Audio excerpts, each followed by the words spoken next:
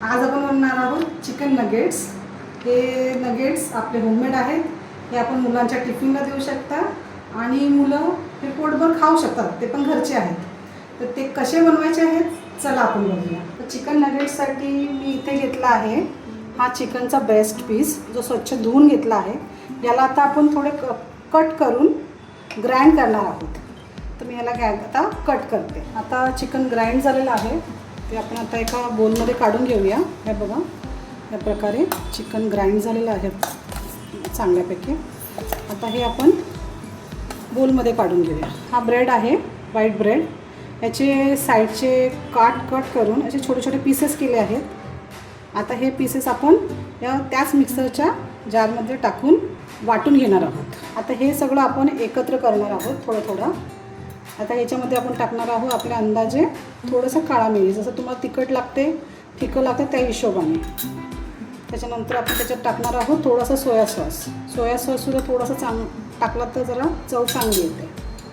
त्याच्यानंतर टाकणार आहोत आपण हे चिली सॉस। त्याच्यानंतर हे आहे शेजवान चटणी, थोडीशीच टाकायची आहे। आणि ह्याच्यामध्ये थोडं विनेगर टाकायचं आहे, कारण की आपलं चिकन कच्चं आहे। तर विनेगरमुळे ते चांगल्यापैकी सॉफ्ट होईल। ते 2 चमचे मी पाव किलो चिकनला टाकते। चवीप्रमाणे मीठ टाकू, हाताने मिक्स करणार आहे मी। हे चांगल्या प्रकारे हाताने त्याचा एकजीव करून घेऊ। हे बघा, आता हे सगळं एकजीव झालेलं आहे। आता याच्यामध्ये आपण थोडं नरम झाला आहे ना, त्याच्यामुळे याच्यामध्ये आपण थोडासा जो आपण ब्रेड क्रम वाटून ठेवलेला, हा ब्रेड क्रम आपण जेवढा लागणार आहे तेवढाच टाकणार आहे। त्याला फक्त थोडंसं बाइंडिंग सुक्का करण्यासाठी। आता हा चांगला ब्रेड क्रम मी मिक्स करून घेणार आहे। हा बघा, अशा प्रकारे आपला डव तयार झालेला आहे। याच्यामध्ये आपण थोडासा तेल घेऊन शिंपडणार आहोत आणि परत थोडंसं चांगल्या प्रकारे मळणार आहोत। आणि अशा प्रकारे तुम्ही सोपी रेसिपी घरी बनवा। आता झालं आपलं ऑलमोस्ट काम झालेलं आहे। आता आपण हे चॉपिंग बोर्ड घेणार आहोत। याच्यामध्ये मी पहिल्यापासून एक पिशवी स्वच्छ करून घेतली आहे। ती पिशवी आपण अशी अंथरणार आहोत आणि त्याच्यावरती हा डो पूर्णपणे ठेवणार आणि असा हाताच्या साहाय्याने तुम्हाला जेवढा पातळ पाहिजे तेवढा तुम्ही लाटणीच्या साहाय्याने पण तुम्ही पातळ करू शकता। तर मी इथे लाटणी घेणार आहे। त्या लाटणीला थोडं तेल लावणार आहे। पिशवी लावायची याच्यासाठी खाली, की ते खाली चिटकलं नाही पाहिजे, मग तुम्हाला काढायला कठीण पडेल। जर तुम्ही पिशवी लावायला विसरलात ना तर तुम्हाला काढायला जरा कठीण पडेल। हे बघा, हे नगेट्स मी स्क्वेअरमध्ये कापले आहेत। ते एकदम परफेक्ट नाही आहेत, पण नसू दे, आपलं मुलांच्या टिफिनचं काम झालं पाहिजे एवढे असले पाहिजे। तुमचे नगेट्स तुम्ही कुठच्या पण आकाराचे करा, काही हरकत नाही आहे। आता आपण हे सगळे नगेट्स एक एक असे सुट्टे करून घेणार आहोत। हे बघा, आपण असा एक चांगल्या प्रकारे पातळ असा मैद्याचा डो बनवून घेतलेला आहे। आणि इकडे मी क्रम घेतलेला आहे। हा क्रम तुम्ही बाजारातून सहज विकत घेऊ शकता। आणि इथे एक डबा घेतलेला आहे, कारण की मी सगळे आता तळणार नाहीत, काही थोडेसे फ्रोझनला लावणार आहे। त्याच्यासाठी मी या 2 पिशव्या चांगल्या स्वच्छ कापून पुसून घेतलेल्या आहेत। आता आपण करणार आहोत। आता हे जे नगेट्स आपण बनवून ठेवले आहेत ते अशा प्रकारे या डोमध्ये टाकायचे आणि त्या डोमधून काढून या ब्रेड क्रममध्ये टाकायचे आणि ह्याला फक्त असं कोटिंग करायचं सुंदरसं आणि ठेवून द्यायचं। अशा प्रकारे तुम्ही, आता मी अजून 2-3 तुम्हाला दाखवते म्हणजे तुम्हाला समजेल। अशा प्रकारे तुम्ही हे क्रममध्ये टाकून असे ठेवून द्यायचे।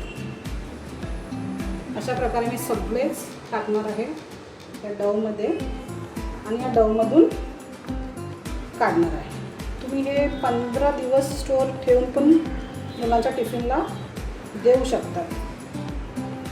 आपण असं बाहेरून आणायला गेलं तर खूप महाग भेटतात, परंतु आपण असे जर घरी बनवलं तर मुलांना भरपूर खायला पण भेटते आणि घरचं असल्यामुळे ते मुलांना चांगलं पण असते। हे बघा, खालचं एक लावून झालं आहे। आता मी सेकंड लावायच्या अगोदर याच्यामध्ये एक ट्रान्सपरंट पिशवी टाकली प्लास्टिकची। ते टाकल्यामुळे काय होईल की आपले जे नगेट्स आहेत ते एकमेकांना चिटकणार नाही आणि ते आपल्याला सहजरित्या जेव्हा पाहिजे तेव्हा आपण जेवढे पाहिजे तेवढं काढून घेऊ शकतो डब्यातून. हाय मैत्रिणींनो, आता हे बघा झालेलं आहेत पूर्ण. हे मी आता टिफिनसाठी फ्रीजमध्ये ठेवणार आहे फ्रोझनसाठी आणि हे आता मी मुलांसाठी तळणार आहे खाण्यासाठी. माझे नगेट्स जे आहेत ते मी मोठे मोठे केले आहेत कारण माझ्या मुलांना जरा मोठे आवडतात. तुम्हाला जसे पाहिजे तुम्ही पातळ करू शकता, जाड करू शकता, कुठच्याही आकाराचे तुम्ही करू शकता.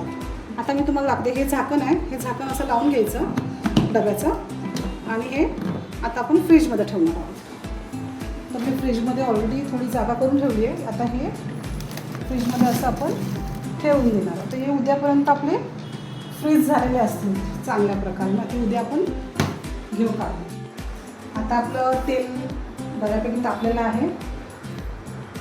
आता आपण याच्यामध्ये एक एक करून हे नगेट्स सोडणार आहोत.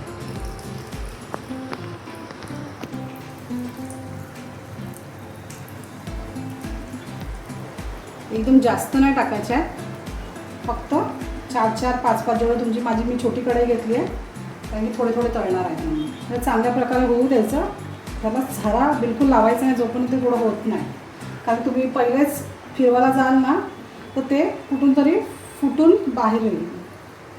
त्याच्यामुळे थोडा धीर करायचा. हे बघा तुम्हाला समजेल त्याच्यातून तेल आता पूर्ण तुम्हाला ट्रान्सपरंट दिसेल. त्याच्यातून तुम्हाला नगेट्स दिसायला लागतील तेव्हा तुम्ही फिरवा. आता बघा हे सगळं एका बाजूला झालेलं. आता आपण याला आता हे एका बाजूला झालं आहे तर आपण फिरवून घेऊया सगळं.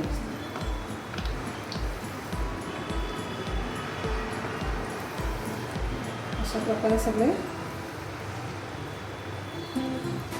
पूर्णपणे तेल तुम्हाला ट्रान्सपरंट दिसेल ना तोपर्यंत चांगलं तळायचं आहे. पूर्ण ते गोल्डन होतील तोपर्यंत करायचे. हे जे नगेट्स आहेत तुम्ही घरी बनवा आणि मला नक्की सांगा की कसे झाले. मला पण आनंद वाटेल की मी काहीतरी चांगलं तुम्हाला शिकू शकेल. मला थँक्यू. या प्रकारे आता आपले नगेट्स सुंदर बनलेले आहेत. मी मोठे बनवले त्याच्यामुळे ते मोठी साईज झालेत. आता मी तुम्हाला एक तोडूनसुद्धा दाखवते. हे बघा सुंदर क्रिस्पी आणि छानपैकी आतमध्ये चिकन पूर्णपणे शिजलेलं आहे. आता हे मुला असंच याच्यामध्ये शेजवान चटणीमध्ये डीप करून आपण हे खाणार आहोत.